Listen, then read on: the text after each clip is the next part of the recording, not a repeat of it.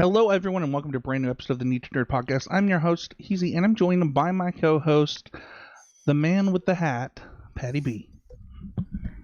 Hey everyone, how's it going? Yes, I am wearing a holiday hat today, themed right. I was helping down at my parents' place today.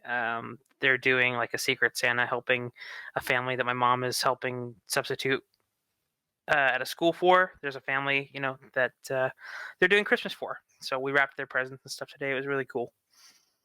Yes, and that's the holiday cheermeister that we all know and love. That's Paddy B. Let's dive right in. Before we do, though, actually, today we're talking about something different. Usually we do like reviews on here, or we might like talk about the things that are exciting us in nerddom. I thought we'd talk about something a little bit different today, so we're doing a Grinch Movie Marathon conversation. We have watched the 1966, 2000, and 2018 Grinch films, and we're going to talk about how we watched them, which was a marathon, and kind of discuss what it was like. Before we do that, though, we just want to congratulate none other than Paddy B's wife for proving me wrong and making the playoffs this last weekend. Paddy B, you're playing the finals, right? Semifinals against Jessica Dad, our common knowledge co-host. So it's going to be a tough battle. I hope his Watsons turn into pumpkins. Well, I hope he beats you, and okay.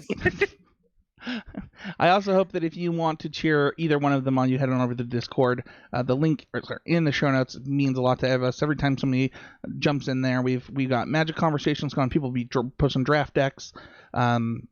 We got game night returning here next year. Should be a really good time. So check it out in the show notes. And then if you want to support the content directly, head over to patreon.com/HeezyGameMedia. Anything and everything is appreciated. No Nerd Fact of the Week this week, just kind of due to the nature of the content.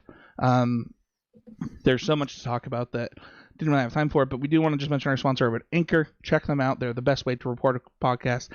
We ask that question all the time. How do you start a podcast? What do you do? And Anchor is the way to do it. Now, so we're looking at the 1966, 2000, and 2018 Grinch films. Now, when thinking about what to do for the holidays, Grinch came to mind because Paddy B, because I am just so full of holiday cheer. Full of holiday cheer and sarcasm. Actually, Spencer, you're a total Grinch, and you are not the cheermeister that I am. And we thought it was a really good idea, right? Just like do something a little different, have something holiday, Christmas themed,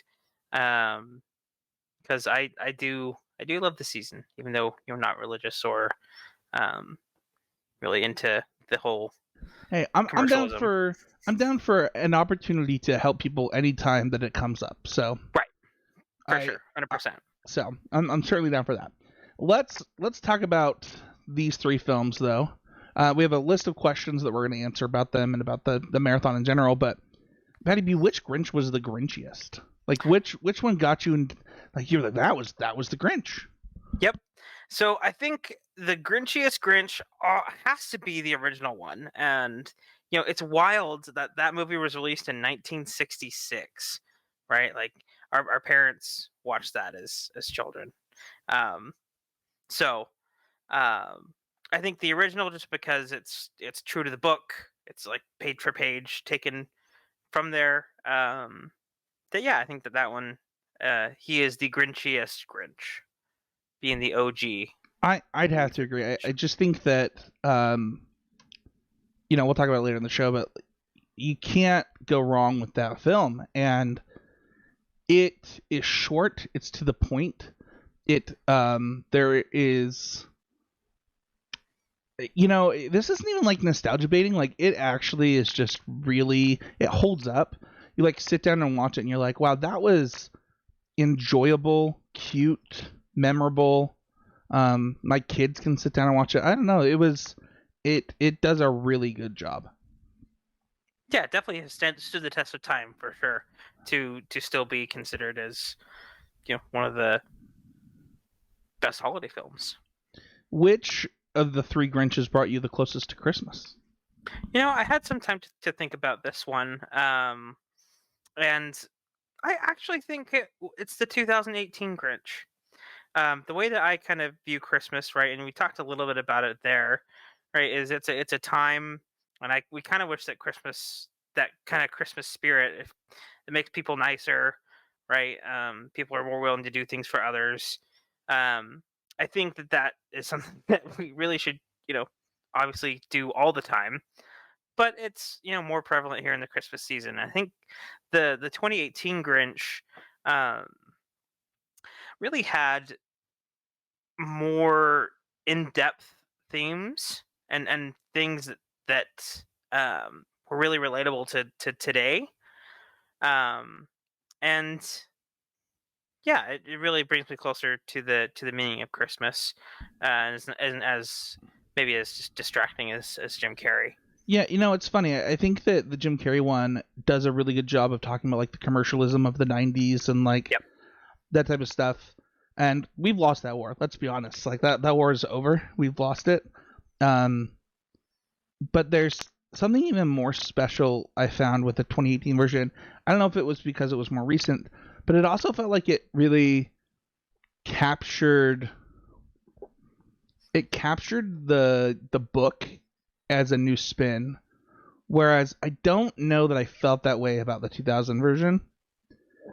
And additionally, I just think that the entire premise of the 2018 film, and I'm gonna say try. I mean, we're gonna maybe get into some spoilers during Lovitz and Could Be Betters, Mhm.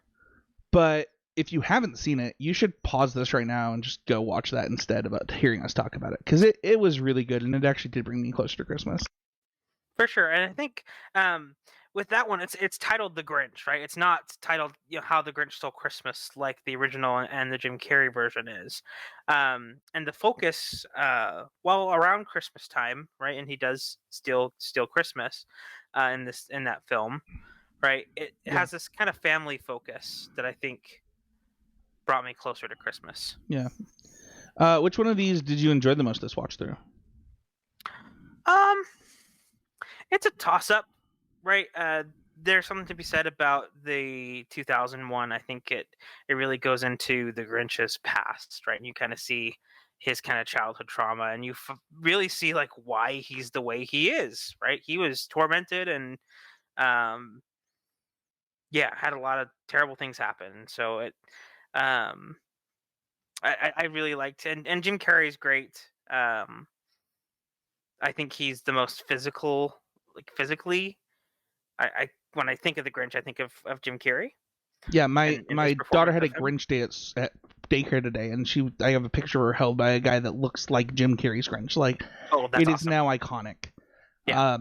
So I don't blame you for that. For me, this is the first time I'd ever seen the 2018 version of the film. And it really captured me. So for me, it was that one. It was really relatable for like my wife and her like growing up and wanting to take care of her mom and like I don't know all kinds of stuff. So I really enjoyed that one. Um, would you recommend a Grinch movie marathon like future holidays for people or even this holiday? 100%. Absolutely.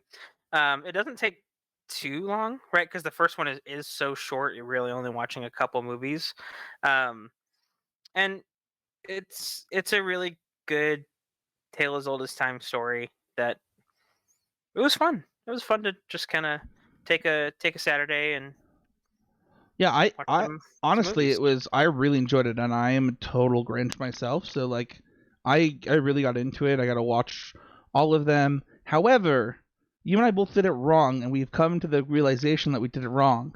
I watched the 2000s one first Mm, because it was on hmm Netflix. Then I watched the 1966 one. Then I watched the 2018 one. There is a correct order in my opinion, Patty, and you need to watch them in the order of release. Yeah, that makes sense. Um, the watching the original one, I kind of mentioned before, gives you the kind of that baseline, right, to understand the story. You get a little more in depth, maybe with the 2000s one, learning kind of about his past, and then in the 2018 one, I think you kind of get to see, um, some normal problems of the Grinch, right? Like in that movie, spoilers, he runs out of food like during Christmas time, which like you kind of think about that, like, oh, how does he like? Oh, he's just like a normal dude. He's just kind of a hermit up on the mountain, um, and it treats it kind of coming down as like, oh yeah, he goes grocery shopping and stuff. This is great. Yeah, we'll get into this during Lovitz, but there are a lot of little Yeah. parts of that one that I thought were really great. But I do think the baseline that you talked about is really important. Like reminding yourself what that book and what that film looked like, give you those call outs throughout the rest of the evening or the rest of the day if you like spend a Saturday having this movie marathon. And it's really cool. I really enjoyed it. I would both recommend that order and recommend doing this. So Oh yeah, because there are a lot of references, I think, right, yeah. in both movies to the original source material. Any could be better for any of these movies that you want to talk about? Um, yeah. So I mentioned Jim Carrey, right? There are always positive and negative things, right, with him as an actor. I think he's very method, and so I generally don't like working with method people, um, because they can do. We heard about some horrible things with like Jared Leto, right, doing the Joker, things like that. Um, and there are some like kind of throwaway things that I didn't really catch the first, in the past when I've watched The Grinch Who Stole Christmas, the Jim Carrey version, that like watching with subtitles this time kind of bugged me. Not that it's like, again, not a horrible thing. Like it's just it could be better. Of just like, those didn't really hit. And I didn't catch them before because they're almost not really inaudible, but they're just kind of little throwaway lines that um, don't really fit the character. Yeah, and don't like add to the story. I could feel that. Yeah. Yeah, my could be betters. I have a couple. Well, do you have any more before I go into some? I think you've got a couple of mine. Yeah, so my could be better. I never noticed this until I watched it this time. I really enjoyed the first part of the 2000s film, but man, I once it starts to go into like where he steals Christmas and it starts to follow the book, it kind of feels like it's falling off and it kind of feels lazy. Like one of the things that I really liked about the call outs to the book from the 2018 version is it felt fresh and new. Mm-hmm. And it feels like they used all the fresh and new for the beginning of the film. So I don't know if I like that as much. Sure, yeah, if it's kind of trying to do a direct adaptation, right, for some of those lines, right, there are some iconic bits between him and Cindy Lou while he's stealing Christmas. That they try and hit in that. It can feel tonally different if the entire movie he's been, Jim Carrey as the Grinch before. So like that tonal shift to where they're doing those things could slow things down. Yeah, and then my other could be better is just I wish the song "Where Are You Christmas" didn't exist. I think that if I never had to hear that song again, my life would be better. If I didn't have to hear "All I Want for Christmas Is You," I think again, I think my life would be better. I think that and we're like very far apart on this one. It is wild to me to have to hear you say that again. Like one of these has been covered by like 5 people. Like it became an instant Christmas classic because it is so good. And it's very popular. This song is like Well, I think we went over this. We talked a little bit the other day, and I think part of why maybe it's not our favorite songs is sometimes I think people around Christmas time, especially religious folks, take that as and kind of make it not what it is. The song itself I think it's just religious folks. I think that people just like they're like, oh yeah, where is Christmas spirit? Like, what is it about? And then it's like, where is it? What did you do to find it? I don't know. I think that it felt disingenuous when people were singing it and nonstop for the last 2 decades. Yeah, I agree. Okay. Whatever. Sorry, did my Grinch come out there? A little bit, just a little bit. I have a couple other could be betters. I wish that So I wish that they just redid the 1966 version. Like I know that they like do like these, they like fit it into the like into this is so. I had to explain this to my wife. She's like, "Why is it a box on our TV?" It's like because it's not made to fit our TV. Like that's not how it was made. And I Mm-hmm. don't know that it would be too hard for an animation studio to do that if they got the rights to it. Yeah, that's the trickiest part is getting the rights. I think the Seuss family is very protective of that original story. So But they should invest. They should invest in making that more formatable for modern, um, and I entertainment. get it. I think that you don't want to take away the classic voice acting or whatever, but you wouldn't even have to do that. Like you could use the exact same sound, put it Mm-hmm. up in like HD sound, and Frame then for just frame. redraw it. Like Yeah. I don't know. Something that I think we talked about before too, that is another one of my could be betters, is in the 2018 Grinch. Um, you could, with the voice actors, you could really tell, right, that it's just like, oh, that's Keenan Thompson, or oh, that's Benedict Cumberbatch as the Grinch. Um, there wasn't a lot of extra character work, I feel, that kind of went into that, as far as their voicing, which would be great as for cartoon, but that's Sorry, I'm pulling up the film right now because I think it's so funny to see some of the people that are in this. Um, I don't know why am I pulling it up. It's literally in the show notes, Patty B. yeah. Um, yeah, so we got like Pharrell was the narrator. Yeah, that's the one that I wanted to bring up. We were listening to that, and I was like, who is that narrator? And then So we looked, familiar. and it sounded so familiar, and it's like, oh, it's because I watched him on The Voice for like 6 seasons. Yeah. Um, yeah, I don't know, man. Like, it comes with. I mean, this has been a huge argument about like the whole Mario movie that's coming out, right? But like, what are you supposed to do? Yeah, I mean it's Obviously, you're supposed to hire voice actors. That would be cool. and they did, right? The cast it's got a lot. I'm just looking through the list here, right? There's a lot of um things where it's just additional voices, right? And there's like 8 or so people who just did a bunch of voices for it. So that's awesome, right? But I don't know. Just like I feel like at least for like Benedict, right, being the Grinch, he did a lot of stuff for like the Desolation of Smaug, um, to change up his voice for that character, kind of right as a dragon. I think there could have been maybe just a little more I'm effort not gonna there. lie. I didn't even know that it was Benedict Cumberbatch until you said it. Oh, well, now you know. Yeah. It's good to know. It's good to know. Uh, but I think those are all of our could be betters. Yeah, Um, this, one of the nice things about the way that I think that we do this is like it's never to like bring down the thing. It's just like, oh, I wish that this would have happened maybe a little bit differently. And hmm I think all of these movies are really good, and they're gonna have a lot of love it. So, Patty B, why don't you pop off with some love it's?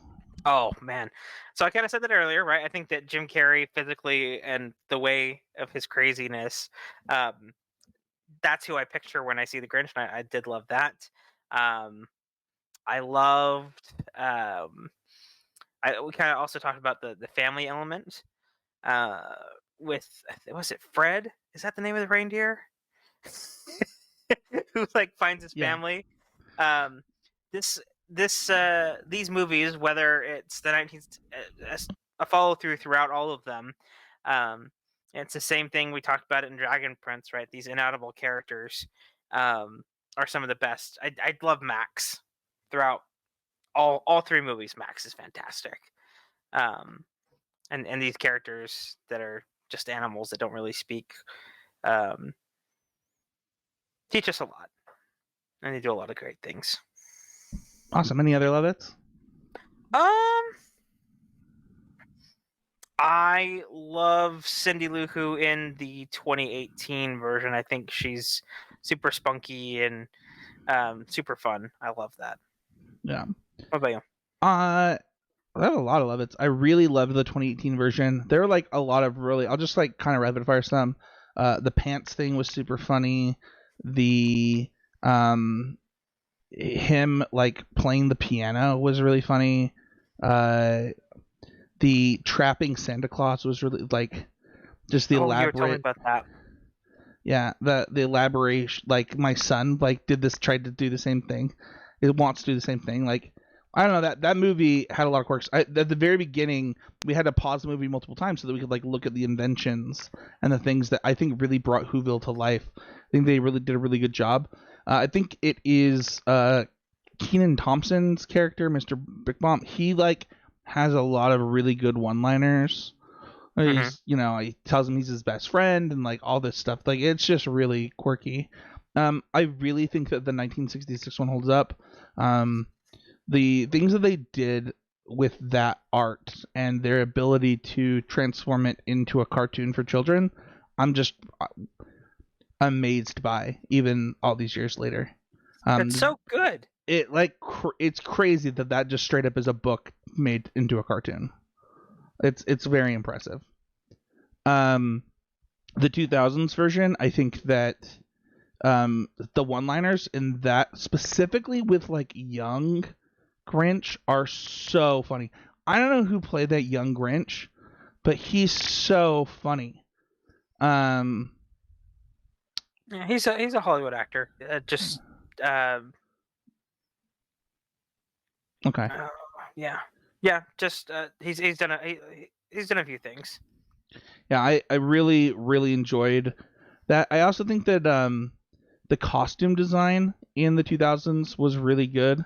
Hmm. Really impressed by that.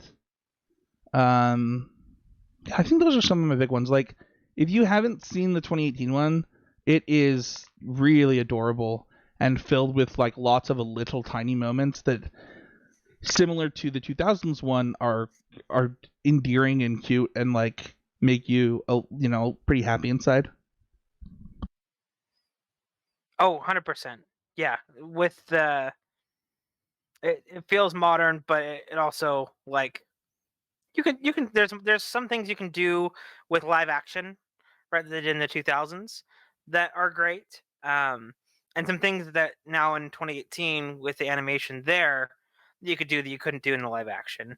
Um, it's good contrast as far as telling that story. Yeah. By the way, the kid's name is Josh Ryan Evans, Oh, uh, awesome. who played him, and he actually hasn't done anything since uh, the Passions. Hmm. So he was in a TV show after that. But yeah, I just think he was hysterical in that role. Yeah. So, um, cool. Anything else you want to say before we wrap up? Um, not really. Just yeah, check these movies out. They're great. Be sure to spend time with your family if you can. Right? It's um, let's all just be, as Bill and Ted would say, be excellent to each other. Yeah, I would say just to wrap up that one of the things that I really like about the Grinch films is that its purpose, right, is to speak to a deeper meaning towards the holidays can be cold for a lot of people. The holidays can be sad and lonely, and just making it possible for that not to be the case for other people, and like bringing them in and having making it a special time. It's probably really helpful for a lot of people. So, you can find me at Spencer H. You can find Patty B at Patty B MTG. You can like, subscribe, and review the podcast wherever you're watching. It's super duper helpful, whether it's smashing the like button, whether it's leaving us a 5-star review on something like Spotify or iTunes. It means the world to us every time we see those reviews come in, and it really really helps the show. Patty, give us, before we go, give us your prediction for the weekend. Like what's going to be the upset in football, and what are people going to be caring about for those Christmas games? Um, so So for this weekend, I think the game of the week is going to be the Detroit Lions and the New York Jets. I think there's a lot at stake in that game. These two teams are trying to fight for a playoff spot, and then I think on Christmas Eve it's going to be my Dallas Cowboys taking on the Jalen Hurts and the mega team of the Philadelphia Eagles. I think it's going to be a great game. I think we're gonna win. Wow. Predictions of a Cowboys win. So if you are a Eagles fantasy player listening to this podcast, don't get your Christmas panties in a bunch and don't play an Eagles player, according to Patty B. Well, see, and here's the thing. In my back to fantasy for just a little bit. In my I play in one competitive kind of cash league, right? And I have an AJ Brown, Jalen Hurts stack, right? And so that'll be week one of my playoff because I have the buy in that league. What a happy Christmas Eve for you! You either beat yourself in fantasy, or you beat yourself in real life. It's a win-win. So, I think it's a lose-lose. I think that's the definition of a lose-lose. One thing will be happy, but it won't both be happy. Well, it could be. We could have a shootout there. I don't know. I'm excited for it. And I also think back to the Grinch. I think I'll put up a poll in the Heezy game Discord, for Patty's poll about your favorite, since we do have three options, right? With the 1966, 2000, and 2018. That'd be an awesome poll to do. Awesome. Well, thank you everybody so much for listening. Let us know your favorite Grinch film, and don't be a Grinch this year. I know my wife is. It means a lot to her when I participate in the holiday cheermeister cheerness. So do yourself a favor and grab yourself a Santa hat and call it a day. Bye, everybody.